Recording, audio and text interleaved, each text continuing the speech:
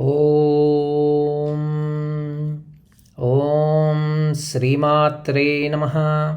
శ్రీ లలితా సహస్రనామ స్తోత్రం 174వ శ్లోకం. వ్యోమకేశీ విమానస్థా వజ్రిణీ వామకేశ్వరీ పంచయజ్ఞప్రియా పంచప్రేతమంచాధిసాయిని. వ్యోమకేశీ విరాట్ స్వరూపిణియగు పరమేశ్వరీ శిరస్సు ఆకాశం. తలపై గల కేశములే గగనం. ఆకాశం గగనం శూన్యం, శూన్యాకాశమే గగనం. వ్యోమమునే గగనం అంటారు. వ్యోమమునే కేశములుగా కలది పరమేశ్వరి వ్యోమకేశి. వ్యోమకేశ్వరుని భార్య వ్యోమకేశి. ఓం ఐం హ్రీం శ్రీం వ్యోమకేశ్యై నమః. విమానస్థ. మానము అనగా కొలత, కొల ప్రమాణం, పరిధిని తెలుపునదే మానం. పరాతత్వం కాలమునకు కానీ కొలతకు కానీ అందనిది, అనంతమైనది. అది సర్వత్రా వ్యాపించి ఉండునది. అనంతమైన చైతన్య స్రవంతి రూపమే విమానం. విమానమునందుండునది పరమేశ్వరి.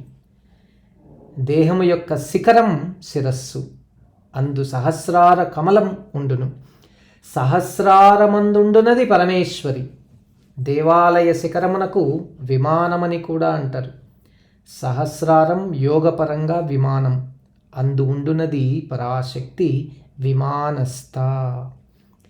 శ్రీచక్రమందు మేరునందుండు బిందుస్వరూపం పరాతత్వం విమానస్థ. ఓం ఐం హ్రీం శ్రీం విమానస్థాయై నమః.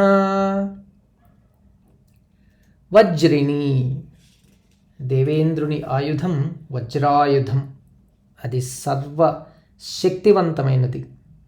సర్వచరాచరమంతయు శక్తితో కూడిన అది శక్తివంతమవుతుంది, లేకున్నా జడమవుతుంది. వజ్రాయుధంలో ఉన్న శక్తి తత్వం వజ్రిణి పరాశక్తి రూపం. మహాద్భయం వజ్రముద్యత అన్నారు. మహాభయ తత్వం కూడా వజ్రం అనవచ్చును. ఆధ్యాత్మిక, అధిభౌతిక, అధిదైవిక బాధలను భయపెట్టును, నాశనం చేయునని అర్థం. ఈ జగత్తును నిర్మించుటలో మాత నియమములు, నియంత్రణ సామర్థ్యం వజ్రతుల్యములు. అందుకే అమ్మ వజ్రిణి. ఓం ఐం హ్రీం శ్రీం వజ్రిణ్యై నమః.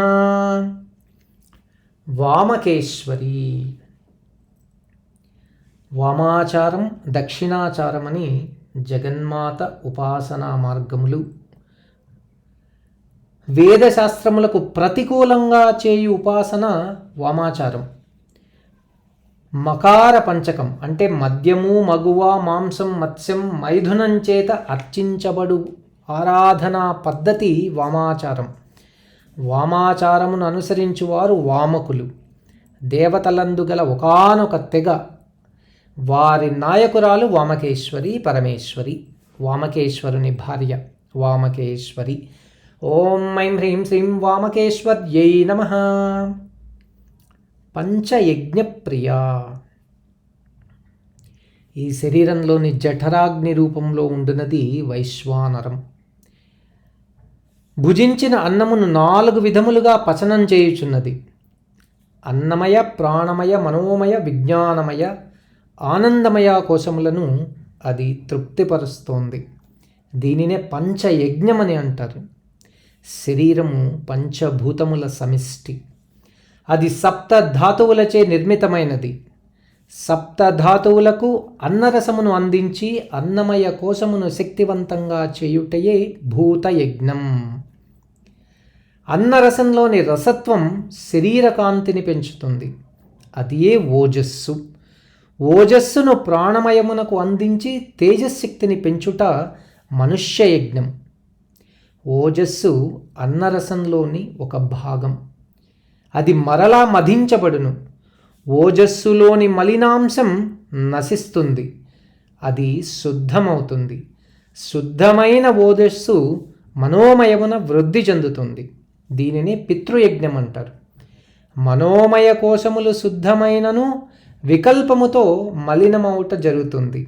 అప్పుడు వైశ్వానరం అంటే వైశ్వానరుడు ఆ మలినమును నాశనం చేస్తాడు. మనోమయం విశుద్ధమవుతుంది. అది విజ్ఞానమయ కోశంగా మారుతుంది. అదే దేవయజ్ఞం.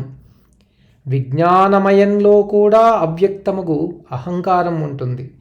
అహంకార మలినం పరబ్రహ్మతత్వంలో హతం చేసినప్పుడు అది ఆనందం బ్రహ్మగా మారుతుంది. అదే బ్రహ్మయజ్ఞం. భూత మనుష్య పితృ దేవ బ్రహ్మయజ్ఞములు పంచకోశములకు పుష్టినిస్తూ ఉన్నాయి.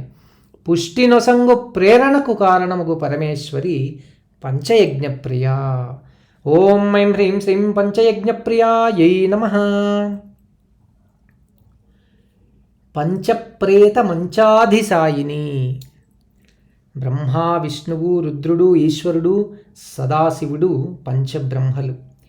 వీరు చిత్కళతో కూడినప్పుడు వారి వారి కార్యములకు సృష్టి స్థితి లయ తిరోధానము అనుగ్రహములను సమర్థవంతంగా చేయగలరు. వారిలో చైతన్యం మరుగున పడినప్పుడు పంచబ్రహ్మలు కూడా జడులే. నిత్య సత్యమగు చైతన్యమగు పరమేశ్వరి నివాసం మణిద్వీపం. కల్పములు మహాకల్పములు మారినను చెక్కు చెదరక నిలిచియుండు నగరం మణిద్వీపం. అందున్నది అమ్మ మణిమయ రత్న సింహాసనం. సింహాసనానికి గల 4 కోళ్ళు బ్రహ్మ విష్ణు రుద్ర ఈశ్వరులు. అమ్మ పర్యంకపు పలకగా సదాశివుడు రూపయ్యాడు. పంచబ్రహ్మలతో కూడిన జగన్మాత సింహాసనం పంచబ్రహ్మ సింహాసనం. దానిపై కూర్చుండున్నది పరమేశ్వరి. అట్లు పంచబ్రహ్మ సింహాసనంపై గల పరమేశ్వరి పంచబ్రహ్మ సింహాసీన. పంచబ్రహ్మలందు చైతన్యం లేనందువలన పంచప్రేతములుగా జీవం లేని మంచపు కోళ్లగా నబరినారు. అందుకే అమ్మ పంచప్రేతాసీన లేక పంచప్రేత మంచాధిసాయి. ఓం ఐం హ్రీం శ్రీం పంచప్రేత మంచాధిసాయిన్యై నమః.